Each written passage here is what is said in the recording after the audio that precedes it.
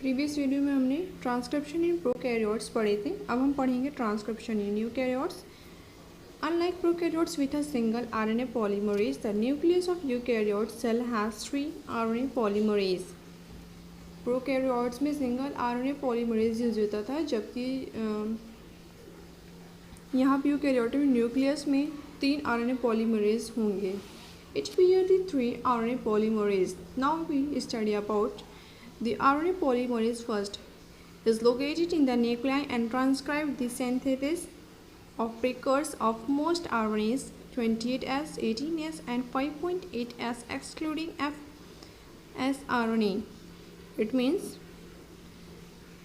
ये लोकेट करता है न्यूक्लियाई में और ट्रांसक्राइब करता है सिंथेसिस और उसके प्रिकर्स करता है कौन कौन से RNAs को ये लेता है. ये 20S RNA लेता है, 18S लेता है, 5.8 लेता है, जबकि जो ये 5S RNA है उसको नहीं लेता है, उसको बाहर रखता है. ठीक है, ये RNA पॉलीमरेज फर्स्ट का काम होता है. RNA पॉलीमरेज सेकंड क्या करता है, ये लोकेट करता है न्यूक्लियोप्लाज्म में. अभी जो फर्स्ट था वो न्यूक्लियाई में लोकेट करता था. ठीक, सेकंड कहाँ कर रहा है, न्यूक्लियोप्लाज्म में. और रिस्पॉन्सिबल होता है, किसके लिए जिम्मेदार होता है, ये क्या क्या करता है, synthesis of mRNA प्रिकर्स, heterogeneous nuclear RNA, HNRNA जिसको बोलते हैं शॉर्ट फॉर्म में इसका, हेट्रोजीनियस से न्यूक्लियर RNA को ये फॉर्म करता है प्रोटीन कोडिंग और some protein coding gene and some SNRNA. ये क्या करता है, ये प्रोटीन कोडिंग को बनाता है, प्रोटीन कोडिंग जीन को बनाता है और कुछ SNRNA मतलब स्मॉल न्यूक्लियर RNA. SNRNA का फुल फॉर्म होता है स्मॉल न्यूक्लियर RNA को बनाता है. ठीक, पॉलीमरेज थर्ड का क्या काम होता है, RNA पॉलीमरेज थर्ड का ये कहाँ लोकेट करता है, ये भी क्या कहते हैं न्यूक्लियोप्लाज्म में लोकेट करता है. ये रिस्पॉन्सिबल होता है, क्या सिंथेसिस करता है, 5S RNA को, tRNA को और कुछ SNRNA को. ठीक है, इससे पहले जो था वो आपका प्रोटीन कोडिंग SNRNA को करता था. ये जो है आपका थर्ड वाला, ये आपका 5S RNA करता है.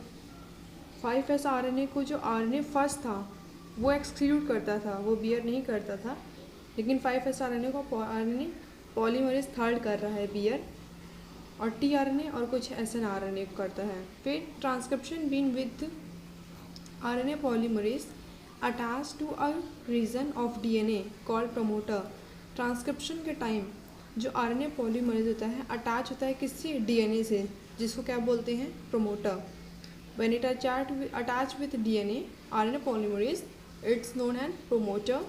Finally RNA polymerase come to terminator at end, और जो वो बाहर की तरफ आता है तो बाहर की तरफ, तो उसको टर्मिनेटर एंड बोलते हैं. RNA transcription contain both exon and intron and are non functional. जो RNA ट्रांसक्रिप्शन है ये एक्सॉन और इंट्रॉन दोनों को कंटेन करता है, और ये RNA जो ट्रांसक्रिप्शन है ये नॉन फंक्शनल होता है. ठीक, a process called splitting where the intron are removed and exon join in a defined order. उस प्रोसेस को जैसे कि हमने प्रीवियस पढ़ा कि finally RNA polymerase come to terminator at end. ये हुआ जो एंड में आता है, पहले देखिए स्टार्टिंग से ज़्यादा क्लियर होते चलेगा. जहाँ से स्टार्ट होती है उसको प्रमोटर बोलेंगे, जहाँ फाइनल हो रहा है उसको टर्मिनेटर बोलेंगे. और फिर ये RNA जो ट्रांसक्रिप्शन है ये एक्सॉन इंट्रॉन दोनों कंटेन करता है, और ये नॉन फंक्शनल होता है. स्प्लिटिंग प्रोसेस उसको बोलते हैं जहाँ पे इंट्रॉन बाहर निकलता है और एक्सॉन इंटर करता है डिफाइन ऑर्डर में, एक अपने सीक्वेंस में, without breaking of the sequence and the bonds. ठीक है, इसमें होता क्या है, नाम से तो लग रहा है कि एक्सॉन मतलब बाहर निकलना, बट सिर्फ इसी के ट्रांसक्रिप्शन के ही केस में ऐसा होता है, बाकी केस में ऐसा नहीं होता. ट्रांसक्रिप्शन के केस में उल्टा हो जाता है। नाम से लग रहा है बाहर निकालना एक्सॉन मतलब, लेकिन इसमें इंटर करना होता है, और इंट्रॉन मतलब होता है इंटर करना, लग रहा है नाम से, लेकिन ऐसा नहीं होता। इंट्रॉन मतलब होता है बाहर निकालना। ठीक, उस प्रोसेस को स्प्लिटिंग बोलते हैं, जहाँ पे इंट्रॉन रिमूव करता है, एक्सॉन अंदर आता है। Heterogeneous RNA undergo additional process called capping and telling. जो हेट्रोजीनियस आरएनए हैं वो किस प्रोसेस में जा रहे हैं, जब एडिशनल प्रोसेस जो हो रहे हैं उसमें ऐड हो रहे हैं, उनमें जब जा रहा है तो उस प्रोसेस को कैपिंग और टेलिंग बोलते हैं। अब इसको भी बताएंगे, हम आपको क्लियर करेंगे। कैपिंग क्या है? In capping an unusual nucleotide is ऐसे एडेड। एक कैपिंग में क्या होता है, अनयूजुअल न्यूक्लियोटाइड जो है वो ऐड होता है 5 एंड से, हेट्रोजीनियस आरएनए से ये स्टार्टिंग में ऐड होता है। और टेलिंग क्या होता है, इसमें एडेनिलेट रेसिड्यू ऐड होता है एट 3 एंड पे। 5 एंड पे कैपिंग होता है और 3 एंड पे एडेनिलेट रेसिड्यू ऐड होता है in a template independent manner, templately independent manner में, जिसको पॉली एडेनिलेशन बोलते हैं। ठीक है, तो 5 एंड पे क्या हुआ, 5 एंड पे आपका कैपिंग हुआ, 3 एंड पे क्या हुआ, 3 एंड पे आपका टेलिंग हुआ। और जो 3 एंड पे टेलिंग टेम्पलेट इंडिपेंडेंट मैनर में, बिना किसी पे डिपेंड हुए इंडिपेंडेंट मैनर अपने से करता है, उसको पॉली एडेनिन बोलते हैं। Fully processed heterogeneous RNA are called और नॉन कॉल्ड एमआरएनए। ये फुल्ली प्रोसेस को हाइड्रोजीनियस जो आरएनए है इसको एमआरएनए बोलते हैं। ठीक, अभी तक तो वो हाइड्रोजीनियस कह रहा था, लेकिन इस प्रोसेस के होने के बाद इसको एमआरएनए बोलते हैं। Now look the diagram, by this you understand better. ये आपका है डीएनए हेलिक्स, ये कैपिंग है 5 एंड पे, मैं बता रहा 5 एंड पे कैपिंग होती है, 3 एंड पे क्या होता है आपका, 3 एंड पे टेलिंग होती है। ये कैपिंग है, ठीक, ये से जा रहा है, ये आरएनए है आपका,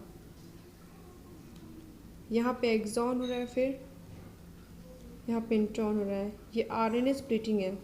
अब जैसे कि हमने ऊपर भी पढ़ा, ऊपर देखा था कि जहाँ पे एक्सॉन इंटर करता है और एक्सॉन बाहर निकलता, सॉरी, जहाँ इंट्रॉन बाहर निकलता है और एक्सॉन इंटर करता है उसे स्प्लिटिंग बोलते हैं। तो ये देखिए, ये जो है यहाँ पे यह प्रोसेस हो रही है, इसलिए इसको आरएनए स्प्लिटिंग बोल रहे हैं। फिर 5 एंड पे कैपिंग, 3 एंड पे टेलिंग, पॉली टेलिंग। और जब टेलिंग होता है तो वो जो टेम्पलेट पे करता है टेम्पलेट मैनर में, तो उसको पॉली एडिलीन बोलते, एडिलेशन बोलते हैं, क्योंकि एडिलेशन के ज़रिए होता है। तो ये हुआ मैसेंजर आरएनए, ये आपका ये ट्रांसक्रिप्शन।